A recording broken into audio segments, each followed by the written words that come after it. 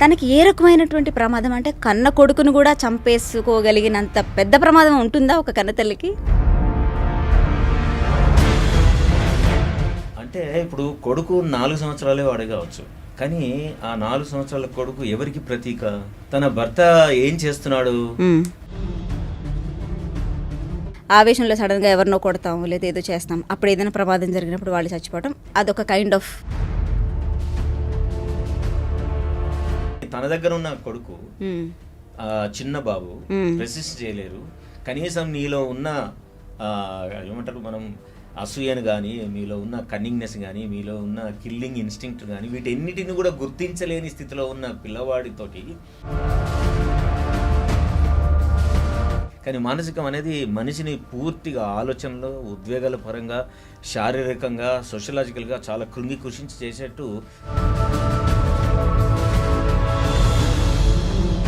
Sir, Suchana Seth తన 4 years తన కన్న కొడుకుని తనే చంపేసింది. And this is the sensation which shook the nation now. Highly educated తను. సో ఒక కంపెనీకి, ఒక స్టార్టప్ కంపెనీకి CEO అయ్యుండి ఇలాంటి చేయటం అనేది, అంటే ఒక కామన్ మ్యాన్కి ఇది బ్యాలెన్స్ అవ్వట్లేదు. ఇంత హైలీ ఇంటలెక్చువల్ పర్సన్ తన కన్న కొడుకునే ఎలా చంపగలిగింది, అసలు ఏం జరిగి ఉంటుంది అని everybody are thinking. So what do you say? ఒక కిల్లర్ మైండ్లో ఏముంటుంది? అంటే సైకలాజికల్ పర్స్పెక్టివ్ అదేం సంచలనం కాదండి. ఓకే, ఏ మనిషి అయినా సరే తనకి జీవితంలో ఒక పెద్ద ప్రమాదం రాబోతుంది, ఫలానా వ్యక్తి వల్ల నా మీద అటాక్ జరగబోతుంది అని అనుకున్నప్పుడు ఆ వ్యక్తి తనను తాను రక్షించుకోవడానికి తప్పకుండా ఇదే పని చేస్తారు. వాళ్ళు నేనేం చదువుకున్నాను, నా డిగ్రీలు ఏంటి, నేను ఎంత గొప్ప కంపెనీ రన్ చేస్తున్నాను, నా చదువులు ఏంటి, నేను ఎంత డబ్బు కలిగి ఉన్నాను, నేను ఏ స్థానంలో ఉన్నాను, ఇవేవి కూడా ఆ వ్యక్తికి సంబంధించి కనపడవు, ఏవి స్ఫురణలోకి రావు. తనను తాను రక్షించుకోవాలి, తన మీద జరుగుతున్న అటాక్ని ఎలాగైనా సరే దాని నుంచి తప్పించుకొని నన్ను నేను క్షేమంగా ఉంచుకోవాలనే ఒకే ఒక ఆలోచన. టోటల్గా ప్యూర్గా ఒక ప్రాణి భయంతో ఏ రకంగా అయితే రెస్పాండ్ అవుతుందో, ప్రమాదంలో ఉన్న వాళ్ళందరూ కూడా అట్లే రెస్పాండ్ అవుతారు. సుచనా సేత్ అనే ఒక స్త్రీ కూడా అలాగే రియాక్ట్ అయ్యి నా కొడుకును చంపింది. ఓకే, ప్రమాదం అంటున్నారు. తనకి ఏ రకమైనటువంటి ప్రమాదం అంటే కన్న కొడుకును కూడా చంపేసుకోగలిగినంత పెద్ద ప్రమాదం ఉంటుందా ఒక కన్నతల్లికి? అంటే ఇప్పుడు కొడుకు 4 సంవత్సరాలే వాడే కావచ్చు, కానీ ఆ 4 సంవత్సరాల కొడుకు ఎవరికి ప్రతీక? తన భర్తకు ప్రతీక. తన భర్త ఏం చేస్తున్నాడు?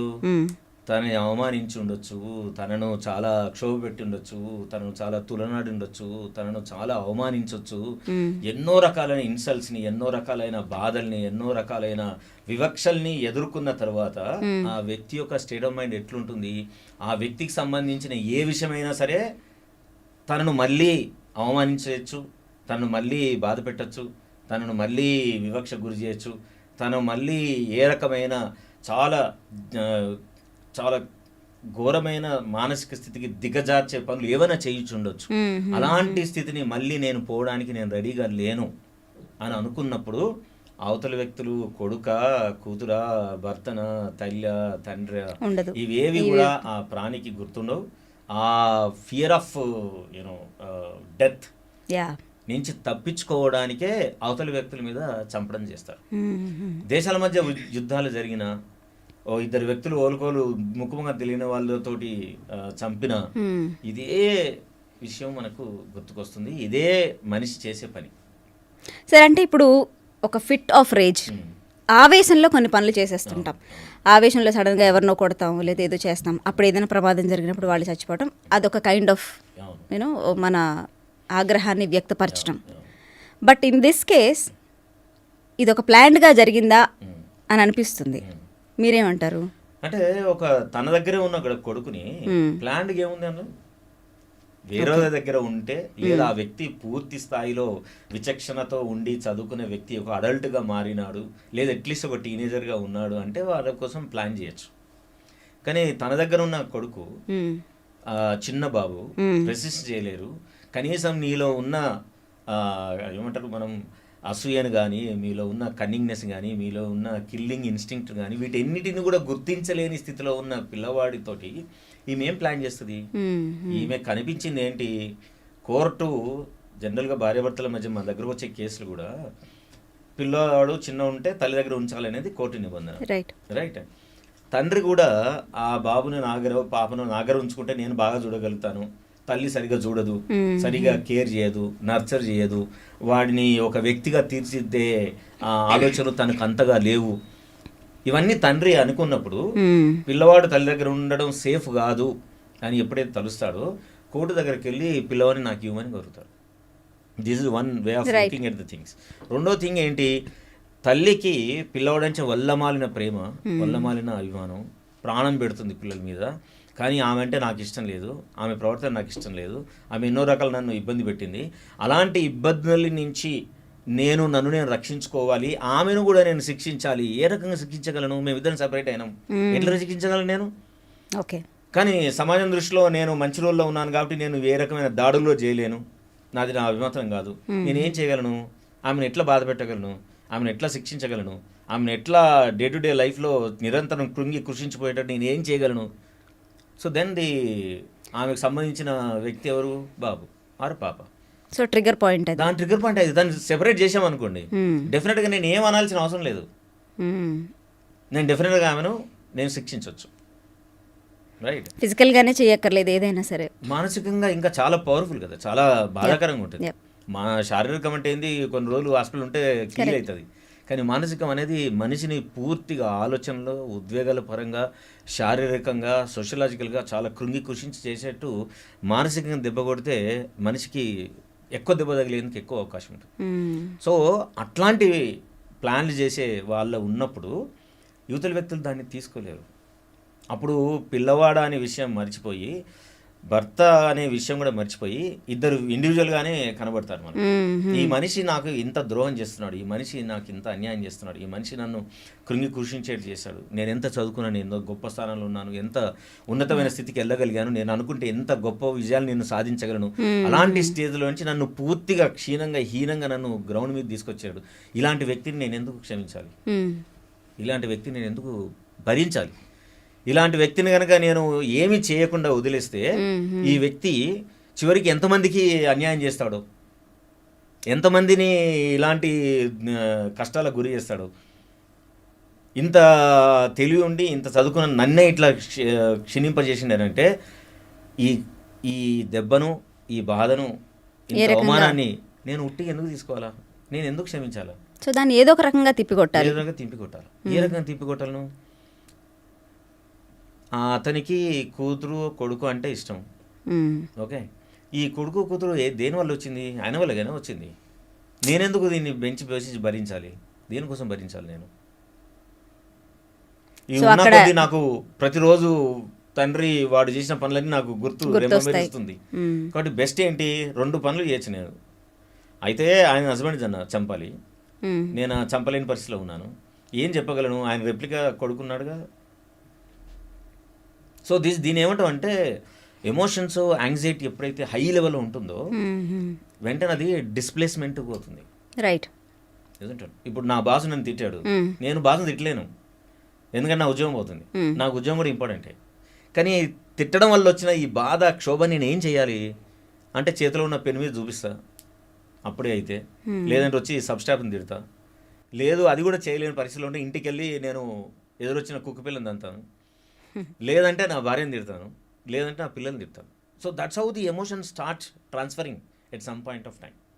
అంటే ఒక సమస్య వచ్చినప్పుడు, లేదంటే ఒక వ్యక్తి నుంచి మనకు ఒక హామ్ జరిగినప్పుడు యువతల ఇండివిజువల్ రియాక్ట్ అయ్యే విధానం ఒక్కొక్కరిది ఒక్కోలా ఉంటుంది. సో ఇప్పుడు సుచనా సేత్ విషయంలో తన భర్త నుంచో లేకపోతే తనకి ఫ్యామిలీ నుంచో ఏదైనా నచ్చకపోయి ఉంటే తను ఇలా రియాక్ట్ అయింది అంటే ఇంకోలాగా కూడా రియాక్ట్ అయ్యి ఉండొచ్చేమో. చాలా పద్ధతులు ఉంటాయండి. ఒక సంఘటన జరిగితే ఒకే విధంగా అందరు రియాక్ట్ గారు, రైట్? ఆ వ్యక్తి రియాక్షన్ దేని మీద బేస్ అయి ఉంటుంది? తన దగ్గర ఉన్న డేటాబేస్, అంటే మెమరీస్. తనకున్న మెమరీస్ ఎట్లా వచ్చి ఉంటాయి? తన ఎక్స్పీరియన్స్ వల్ల వచ్చి ఉండొచ్చు, తను చదివిన లిటరేచర్ వల్ల వచ్చి ఉండొచ్చు, తను చూస్తున్న విషయాలను బట్టి వచ్చి ఉండొచ్చు, రైట్? తన దగ్గర ఉన్న ఇన్ఫర్మేషన్ వల్ల ఉండవచ్చు, తను ఆల్రెడీ ఒక మానసిక వేదనలో ఉండి డిప్రెషన్లో ఉంటే కనుక ఈ ప్రపంచం అంతా చాలా నెగిటివ్ కనిపిస్తుంది. రైట్. రైట్. సో అలాంటి డేటాబేస్లోంచి ఇలాంటి కనుక సంఘటన జరిగితే ఇట్లే రియాక్ట్ అవుతారు. సో దాన్ని ఏమంటాం మనం, ఇట్లా వ్యక్తులను చంపడానికి ఉద్యుక్తమై ఎమోషన్ ఉన్న వ్యక్తులు మనం సైకోపథాలజీ అంటాం. అంటే వాళ్ళకి ఏదో ఒక పథాలజీ ఉంటుంది, అంటే మానసిక రుగ్మత ఉంటుంది. ఆ మానసిక రుగ్మతను వాళ్ళు ఇలాంటి నేరాలు, ఇలాంటి ఘోరాలు చేయించడానికి పురికొల్పుతుంది. రైట్. మనం అంతకుముందు మదనపల్లిలో ఒక ప్రొఫెసరు వాళ్ళిద్దరు కూతురుని చంపేశారు. ఫ్యామిలీ అంతా చంపేశారు. ఎందుకు చంపారు అని అంటే దేవుడు వస్తాడు అని. It's a psychotic condition. They are also very highly educated family. Highly educated. ఎందుకు ఇలా జరుగుతుంది అంటే వాళ్ళకు మానసికంగా అనారోగ్యంగా ఉన్నారు అనే విషయం వాళ్ళకే తెలియనంత మానసిక రుగ్మతో బాధపడుతున్నారు వాళ్ళు. మన దేశంలో కానీ ఎక్కడైనా ప్రపంచంలో హత్యలు రావడము, ఆత్మహత్యలు చేసుకోవడం ఇవన్నీ క్షణికంలో జరిగేటి కావు. ఇవి చాలామంది అట్లా ఈ కవులు, రచయితలు ఎక్కువ మాట్లాడి వీటన్నిటికీ ఒక గమ్మత్తైన పబ్లిసిటీ ఇచ్చారు. ఏంటంటే ఆత్మహత్య చేసుకున్న మానసిక రుగ్మత క్షణికావశంలో చనిపోతారు. క్షణికావశంలో ఏమో జరగరండి. జస్ట్ హార్డ్లీ మొత్తం ప్రపంచం జరిగే ఆత్మహత్యలో 0.01% క్షణికావశంలో జరుగుతాయి. Okay. Majority of the suicides they are all planned. లెక్క ప్రకారం ఎట్లా చస్తే బాగుంటుంది. So it has a process. It's a lengthy process. అందుకే కదా మనం పథాలజీ ఉంది అని అంటాం. అంటే వాళ్ళకు మానసిక రుగ్మతలు ఉంటాయి, మానసిక ఆరోగ్యం బాగుండదు.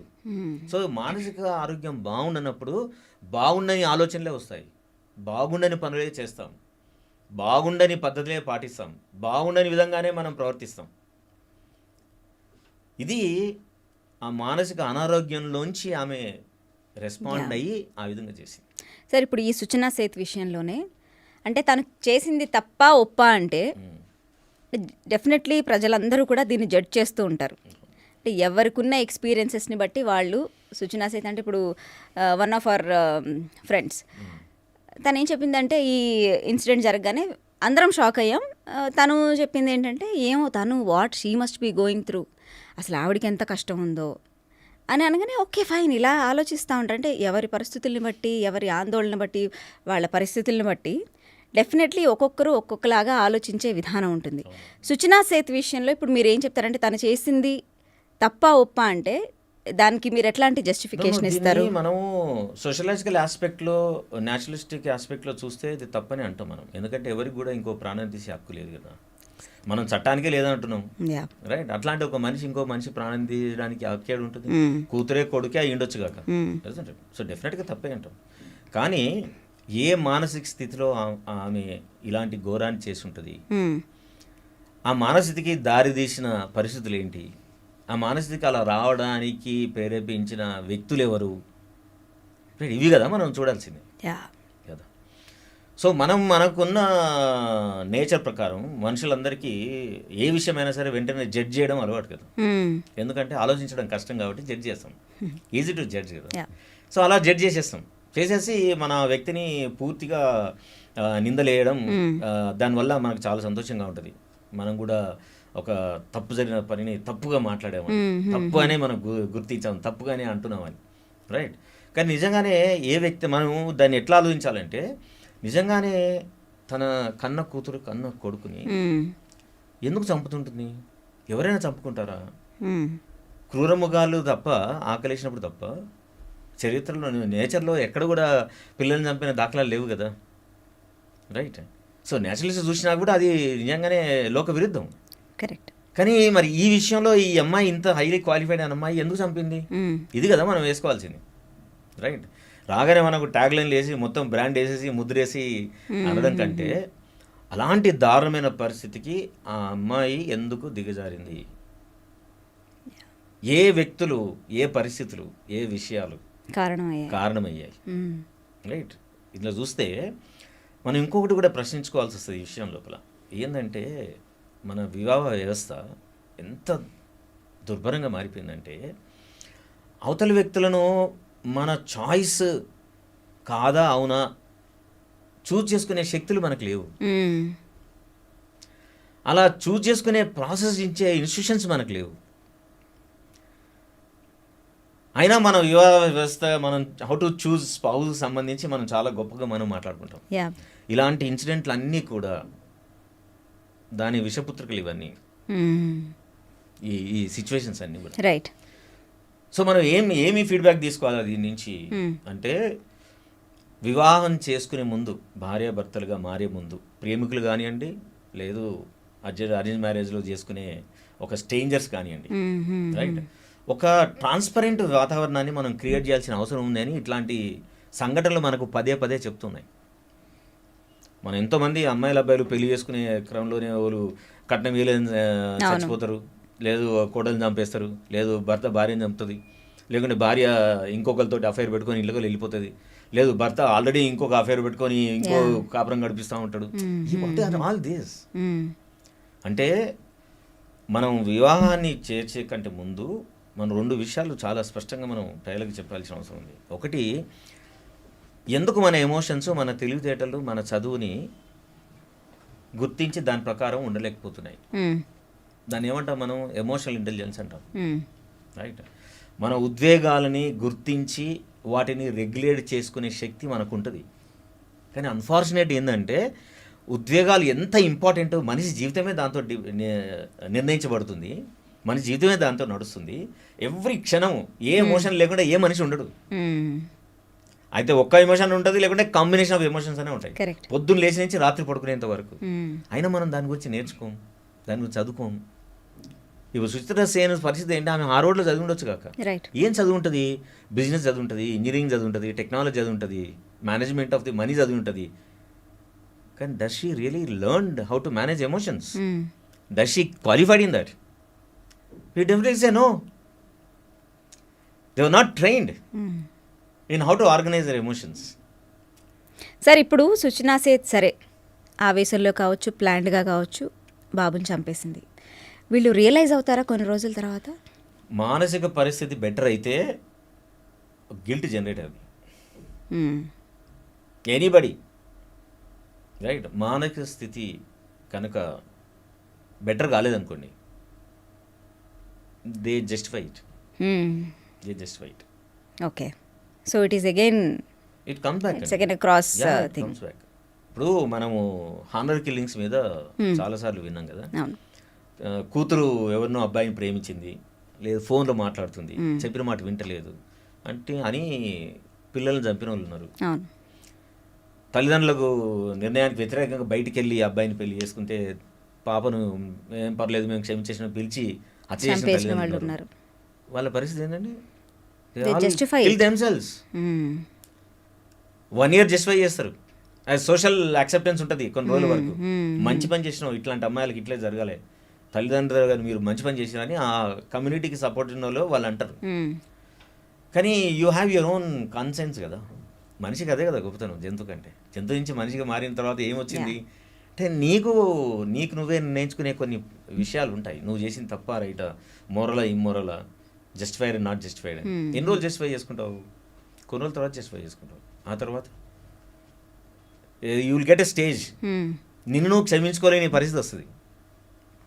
Either they go to depression are they commit suicide. Definitely. ఎంత ఆవేశాలున్నా ఒక మనిషిని చంపే హక్కు మనకు లేదు. సో సుచనా సేత్ తన కన్న కొడుకుని చంపేశారు అంటే is she a criminal now? See in the eyes of law డెఫినెట్గా మనం క్రిమినల్ అంటాం, రైట్. కానీ క్రిమినల్ అని బ్రాండ్ చేసే కంటే ముందు మనం ఏం చేయాలంటే, ముందుగా ఆ అమ్మాయి యొక్క మానసిక స్థితి ఏంటో కనుక్కోవాలి. ఆమె మానసిక స్థితి కనుక నార్మల్ కనుక లేకుంటే మనం క్రిమినల్ అనలేము. చేసింది క్రిమినల్ పనే, కానీ ఆమెను క్రిమినల్గా మనం బ్రాండ్ చేయలేము, right. So in the law డెఫినెట్గా మనం క్రిమినలే అంటాం, ఓకే. కానీ ఆమె నిజంగానే మానసిక స్థితి ఏంటో ఐడెంటిఫై చేస్తే డెఫినెట్గా ఆమె మానసిక రుగ్మత ఉందనే తెలుస్తుంది. లేకుండా అట్లా కూతుర్ని కొడుకుని హత్య చేయడం అంత సింపుల్ విషయం కాదు, అది ఇట్స్ నాట్ సింపుల్ విషయం. సో ఆ పర్టికులర్ టైం లోపల ఆమె ఎంత రేజ్లో ఉండుంటుంది, రైట్. అండ్ ఆ పర్టికులర్ టైంలో బాబును చూస్తే నా ఉద్దేశంలో డెఫినెట్గా వాళ్ళ హస్బెండే గుర్తుండటం. వాడిని చంపుతున్నా, వాడిని శిక్షిస్తున్నా అనుకుని వాడిని చంపింటారు. సో మన నిజ జీవితంలో ఇది జరుగుతూ ఉంటాయి. మ్మ్. ఇప్పుడు ఇంట్లో అమ్మతోటి పిల్లలు పోట్లాడతారు, లేదు నాన్నతో పిల్లలు పోట్లాడతారు. పోట్లాడి కోపం వస్తుంది, పిల్లలు ఏం చేస్తారు, డోర్లు గట్టిగా వేసి వెళ్ళిపోతారు, చేతిలో ఫోన్ ఉంటే కిందికి కొడతారు. ఏంటి అది, what is that, what does it mean? Hmm. నువ్వు ఫోన్ కింద కొడుతున్నావు అంటే దేనికోసం కొడుతున్నావు అంటే you're replacing your father with a phone. నువ్వు ఫాదర్ని కొట్టలేవు కాబట్టి నువ్వు ఫోన్ కొడుతున్నావు. It's an expression of aggression, right. Right? దాన్ని మనం ఏమంటాం, డిస్ప్లేస్మెంట్ అంటాం. మ్మ్. ఎమోషన్కి ఆ లక్షణం ఉంది. నా ఎమోషన్ నీ మీద ఎక్స్ప్రెస్ చేస్తే నీ వల్ల నాకు ప్రమాదం ఉంటుందని నా మైండ్ పసిగడితే నేను నిన్ను ఒక ఆబ్జెక్టిఫై చేసుకొని ఆ ఆబ్జెక్ట్ని కొడతాను. ఎందుకంటే మనుషులు ఆబ్జెక్ట్ రిలేషన్షిప్స్ అంటే అదే. సో నీ మీద ఉన్న కోపాన్ని నేను ఇంకో ఆబ్జెక్ట్కి అసైన్ చేసి ఆ ఆబ్జెక్ట్ని కొడతాను. That's what displacement. ఇప్పుడు పెరిగిన లా ఏదైతే ఉందో, అసలు మనం ఏ తప్పు చేసినా సరే ఎట్టి పరిస్థితుల్లో తప్పించుకునే అవకాశమే లేదు. లేదు. మహా అయితే ఒక రోజు, లేకపోతే ఒక నెల, ఒక సంవత్సరము. It is just matter of time. So చదువుకున్న వాళ్ళకి, చదువుకోని వాళ్ళకి ఎవ్వరికైనా తెలిసిన విషయం ఇది. అయినా సరే ఇలాంటి క్రైమ్స్ జరుగుతూనే ఉంటాయి. దానికి ఏమంటారు? అవునండి, every crime has their own story. మ్మ్. వాళ్ళకి ఆ స్టోరీ లేకుండా చేయరు వాళ్ళు. మీరు వెళ్ళి అంటే ఏదైనా పర్లేదు అనుకుంటారా? లేదు లేదు, నేను కరెక్ట్ చేస్తున్నాను అనుకుంటారు. రైట్. ఈ పర్టికులర్ విషయంలో మనం దీన్ని పూర్తిగా మనకి డీటెయిల్స్ కాబట్టి మాట్లాడడం కష్టం కావచ్చు, కానీ బట్ పెద్దలు ఇప్పుడు హత్యలు చేస్తారు కదా, ఏదో కారణం కదా. వాళ్ళందరూ వాళ్ళకు స్టోరీ ఉంటుంది. వాళ్ళ దేశే నేను మంచి చేసినానే అనుకున్నాను అంటారు. రైట్. అంటే ఇంక నేను జైలుకి వెళ్ళిపోయినా పర్లేదు, నా లైఫ్ అంతా ప్రిజన్లో ఉన్నా పర్లేదు. వాళ్ళు అంత దూరం చేసే దూరం ఆలోచించరు వాళ్ళు.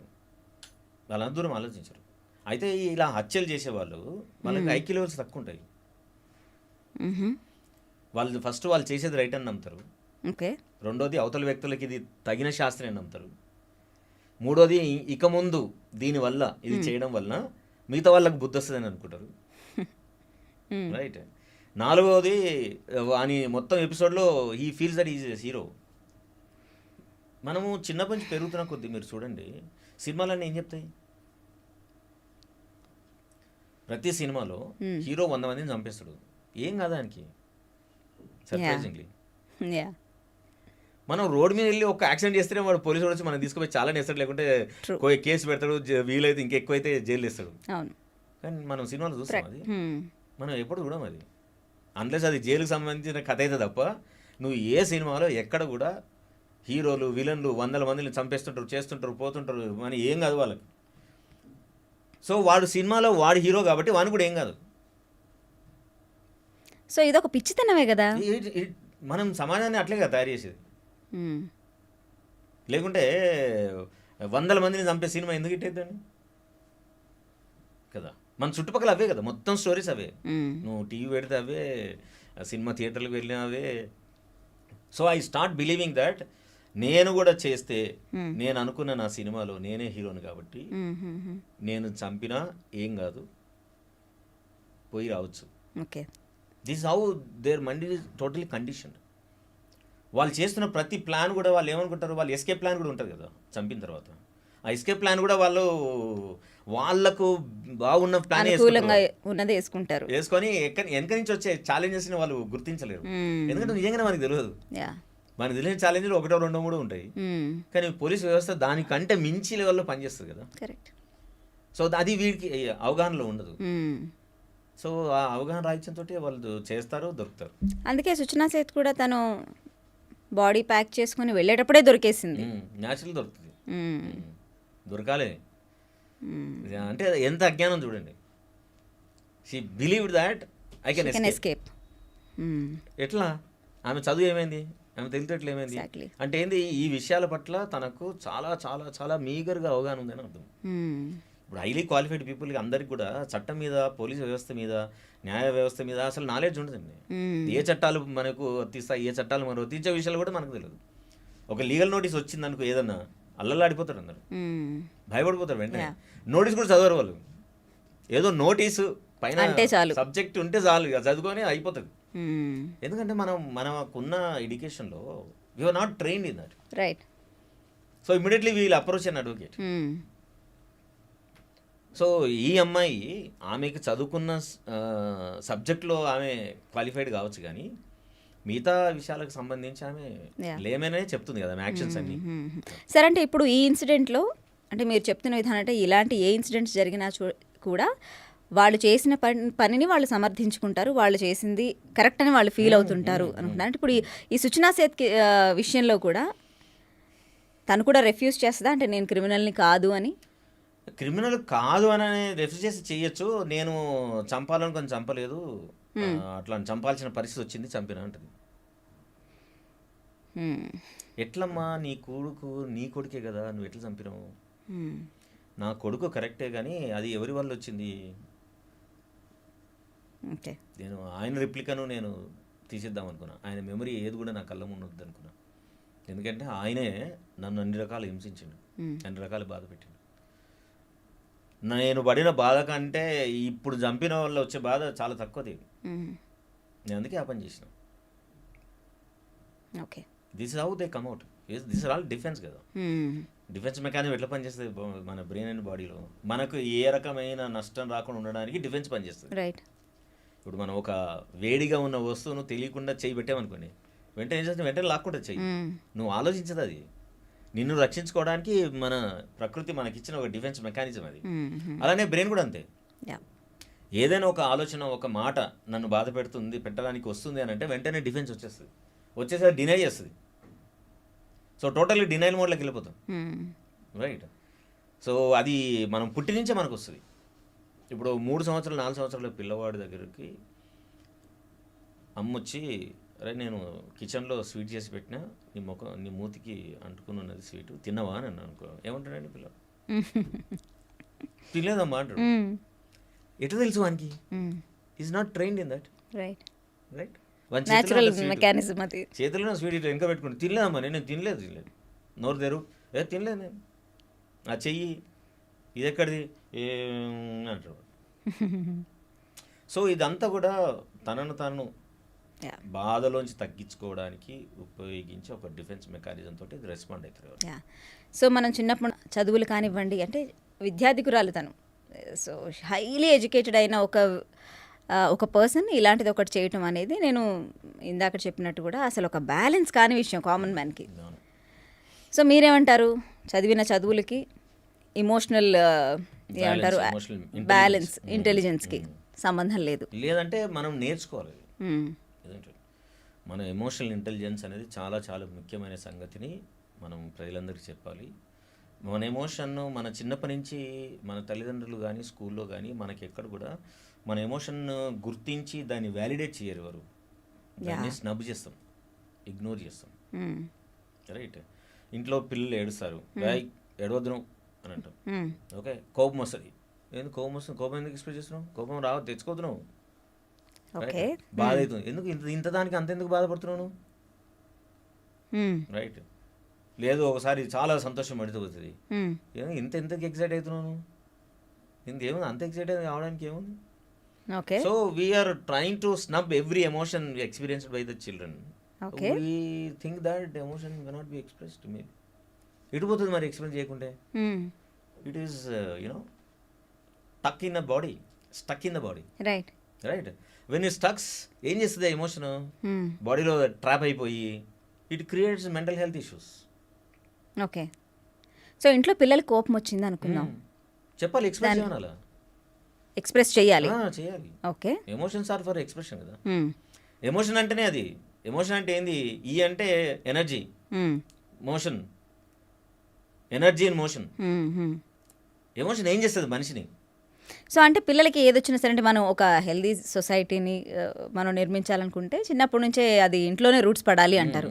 సో బిడ్డల్ని మనం గైడ్ చేసేటప్పుడు మీరు ఏడుపు వస్తే ఏడవాలి, కోపం వస్తే కోపం, లేదంటే ఏ ఎక్స్ప్రెషన్ అయినా ఎక్స్ప్రెస్ చేయాలి అంటున్నారు. కానీ కోపం వచ్చినప్పుడు ఎన్ని రకాలుగా ఎక్స్ప్రెస్ చేస్తారు? చాలా మనకు తెలిసిన పద్ధతి ఏంది, కోపాన్ని ఎట్లా ఎక్స్ప్రెస్ చేయాలనేది మన తల్లిదండ్రులు చేసేదాన్ని పికప్ చేసుకుంటాం. ఓకే, మనం అనుకుంటాం అదే ఫైనల్, అదే రేషనల్ అనుకుంటాం, కానీ అవసరం లేదు. కోపం వచ్చినప్పుడు నువ్వు మౌనంగా ఉండొచ్చు, అదొక ఎక్స్ప్రెషన్. కోపంగా ఉన్నప్పుడు వెళ్ళి ఒక దగ్గర నిలబడొచ్చు, కోపం ఉన్నప్పుడు మంచినీళ్ళు తాగొచ్చు, కోపం ఉన్నప్పుడు పేపర్ మీద రాయొచ్చు. కోపం ఉన్నా అని చెప్పి అవతలలోకి చెప్పొచ్చు. ఓకే. అమ్మా నువ్వు ఇట్లా చేసినావు, నాకు చాలా కోపంగా ఉందమ్మా చెప్పొచ్చు. కోపం ఉంటే అరవడం ఎందుకు? ఓకే. కోపం అంటే కూడా అలా వస్తుంది. గైడ్ చేయాలా పిల్లల్ని? అట్లా గైడ్ చేయాలి కదా. కోపం వస్తే ఇదో ఇన్ని వేస్ ఉన్నాయి, ఇన్ని పద్ధతులు ఉన్నాయి, ఇలా వెంట్ అవుట్ చేయి. ఇది ఇది చేస్తే ఇవన్నీ ఆరోగ్యకరమైన పద్ధతులు. మ్మ్. నాకు కోపం వస్తుంది, నేను రిమోట్ ఇసిరేస్తా. కోపం వస్తుంది, అమ్మ ఇంట్లో గంటలు ఇసిరేస్తుంది. మ్మ్. కోపం వస్తుంది, నేను చేతిలో ఉన్న సెల్ ఫోన్ విసిరేస్తా. ఇవన్నీ ఎక్కడి నుంచి వచ్చినాయి? ఎవరు చెప్పారు నీకు విసిరేయాలని? నీ కాపీ సో పెద్దవాళ్ళని చూసి నేర్చుకుంటారు న్యాచురల్ పిల్లలు. కదా. చిత్రం ఏంటంటే పెద్దవాళ్ళకి కూడా తెలియదు. రైట్. కోపాన్ని ఏ ఎమోషన్ అయినా సరే మనం రకాలుగా ఎక్స్ప్రెస్ చేయొచ్చు అనే సంగతి మనకు తెలియదు. ఎందుకంటే మనం ఎప్పుడు కూడా దాన్ని పట్టించుకోము. ఓకే. ఎప్పుడు కూడా మనం ఎమోషన్ సంబంధించి మనం నేర్చుకోవడానికి కూడా ప్రయత్నం చేయం. ఎంత క్వాలిఫై అయిన వాళ్ళు కూడా majority of the people, not all, majority of the people డెఫినెట్గా ఎప్పుడు కూడా ఎమోషన్ని ఎట్లా అర్థం చేసుకోవాలి అనేది ఎప్పుడు ఎవరు చదవరు. తెలియదు కూడా. చదవాలని తెలియదు, నేర్చుకోవాలని తెలియదు. Okay. That is where many of the the problems are coming out. So whenever there is an emotion you need to express and experience it. Why you should not experience it? Okay. You experience it. ఏమైంది? You should know. ఒక బాధ వస్తుంది, బాధకు ఒక place ఉంటుంది బాడీలో. You identify that place. కోపానికి ఒక ప్లేస్ ఉంటుంది, ప్రేమకు ఒక ప్లేస్ ఉంటుంది, సంతోషానికి ఒక ప్లేస్ ఉంటుంది. You experience it. Okay. You never experience any emotion. Nobody knows which part of the body will precipitate that emotion. Okay. ఎవరికి తెలియదు, ఎందుకంటే ఎవరు పట్టించుకోరు కాబట్టి. This is something new. Definitely. ఇది ఎట్లా వీరేందర్ గారు ఐడెంటిఫై చేసేది? అంటే తెలుసు, నీ శరీరం రెస్పాండ్ అవుతుంది. ఓకే. అది అబ్జర్వ్ చేయాలి. ఓకే. బాధ రాగానే కొందరికి తలనొస్తుంది, కొందరికి ఇక్కడ ప్రెసిపిటేట్ అవుతుంది. ఇది హృదయం అనుకుంటారు అందరు, ఇదే హృదయం అంటారు కదా. ఇది మనం మాట్లాడుకునే మనసు ఇక్కడ కాదు, ఇదంతా సినిమా లాంగ్వేజ్, రాంగ్ డైరెక్షన్. మనసుకు రూపం లేదు, మనసు శరీరం అంతా ఉంటుంది, మెదడు ఇక్కడ ఉంటుంది. మనం మనసు మాట్లాడితే కదా అంటాం. రచయితలు మనని పెట్టి పెట్టి పెట్టి పెట్టి అందరూ మనని రాంగ్ డైరెక్షన్లో తోసేసి మనసు అంటే ఇదే అనుకుంటాం మనం. It's a heart, no doubt. కానీ మనం మాట్లాడే హృదయం మనసు ఇది కాదు. ఇది physical heart which can pump blood, that's all. దాని జాబ్ అది, అంతకుమించి ఇక వేరే ఏం లేదు. రైట్. కోపం వచ్చింది, మొత్తం బాడీ మజిల్స్లో ఇది వస్తుంది. భయం వచ్చింది, మజిల్స్ షేక్ అవుతాయి. అవును. రైట్. సో అట్లా ప్రతి ఎమోషన్కి ఒక ఫిజియలాజికల్ రియాక్షన్ ఉంటుంది. So let the child experience them, let him understand. Suppress చేయొద్దు అంటారు. సప్రెస్ చేయకూడదు కదా. చేస్తే ఏమవుతుంది, వానికి గ్యారంటీగా ఏదో ఒక రోజులో మానసిక స్థితి ఇబ్బందులు వస్తాయి, మానసిక అనారోగ్యం జనరేట్ అవుతుంది. అది కొందరికి ఫిజియలాజికల్గా రెస్పాండ్ అవుతుంది, ప్రెసిపిటేట్ అవుతుంది అక్కడ. ఇప్పుడు స్ట్రెస్ అని చాలా మంది మాట్లాడతారు కదా. స్ట్రెస్ రాగానే కొందరికి బ్యాక్ పెయిన్ వస్తుంది, కొందరికి తలనొస్తుంది, ఓకే, కొందరికి కడుపు ఉబ్బుతుంది, కొందరికి మజిల్ పెయిన్స్ వస్తాయి. మా దగ్గరికి చాలా మంది టీనేజర్లు, మిడిల్ ఏజ్ వాళ్ళు వస్తారు. They come with this claim. ఏమోది, మొన్న ఒక మిత్రుడు వచ్చాడు, ఆయనకు మొత్తం బ్యాక్ మజిల్స్ అన్నీ వస్తున్నాయి. అన్ని డాక్టర్ దగ్గరికి వెళ్ళిండు, ఆయన న్యూరోఫిజిషియన్ దగ్గరికి వెళ్ళిండు, ఆర్థోపెడిషియన్ దగ్గరికి వెళ్ళిండు, ఫిజిషియన్ దగ్గరికి వెళ్ళిండు, అన్ని దగ్గరికి అన్ని normal sir reports. Doctor shopping అంతా అయిపోయింది, లోకల్ డాక్టర్ నుంచి కార్పొరేట్ హాస్పిటల్ దాకా డాక్టర్ షాపింగ్ అంతా అయిపోయింది. సిటీ స్కాన్లు, ఎంఆర్ఐలు, ఏది దొరికితే అది అన్నీ ఎరగదీసేసాడు అన్నీ. రైట్. నేను ఇవన్నీ నార్మల్ ఉన్నాయండి, మేబీ ఇట్ ఈస్ సైకలాజికల్ అని ఏదో డాక్టర్ అన్నాడు. He came we made him better with in week days. Okay. So చాలా మందికి తెలియంది ఏంటంటే, the psychological aspect, if you don't treat well, care well, it definitely reflects you as a criminal in the society. So parents themselves don't know అంటున్నారు. So ముందు parents వాళ్ళే educate అవ్వాలి. Parents అని ఎందుకు, సమాజంలో ఏ పెద్ద వాళ్ళకు కూడా ఉద్వేగాల గురించి తెలియదు. ఉద్యమాలు ఎట్లా వస్తాయండి? ఎట్లా వచ్చింది? ఇప్పుడు తెలంగాణ ఉద్యమం వచ్చింది. How how so many people could talk about only one issue. That is the power, you can ignite. Yeah Even in this generation also, still people respond. So ఎమోషన్కి అంత పవర్ ఉంటుంది.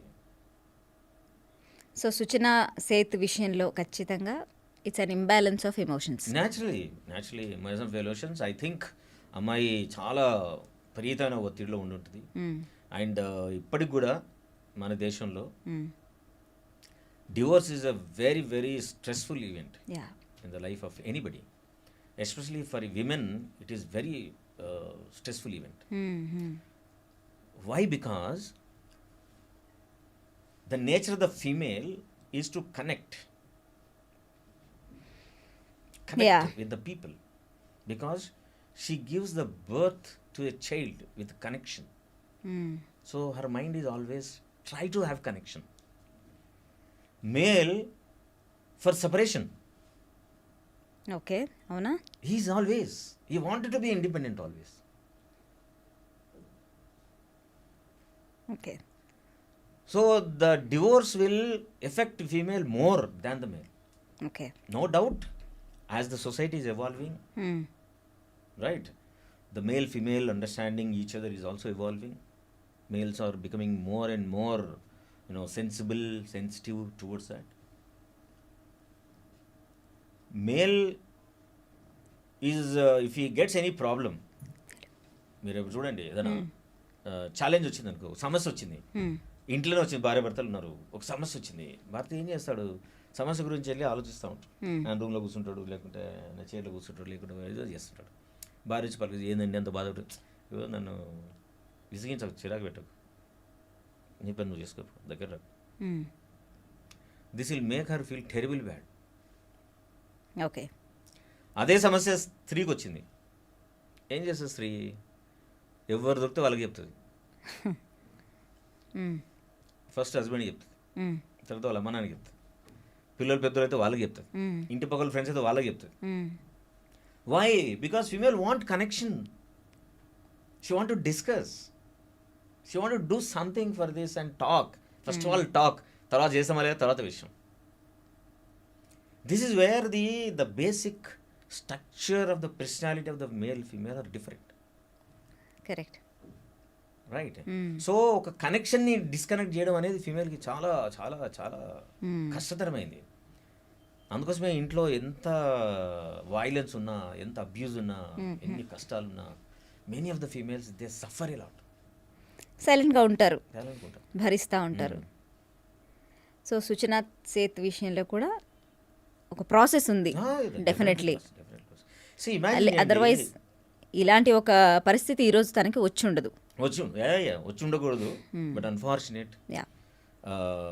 అందుకే భార్యాభర్తల మధ్య ఇష్యూస్ ఏమైనా ఉంటే పెళ్లి కంటే ముందు we strongly advise to the all young generation and parents also, send your kids to the premarital counselling. Let them know. తెలియని వాళ్ళకి భార్య అంటే ఇది, భర్త అంటే ఇది, భార్య భర్తలకు ఎలాంటి ఛాలెంజెస్ వస్తాయి.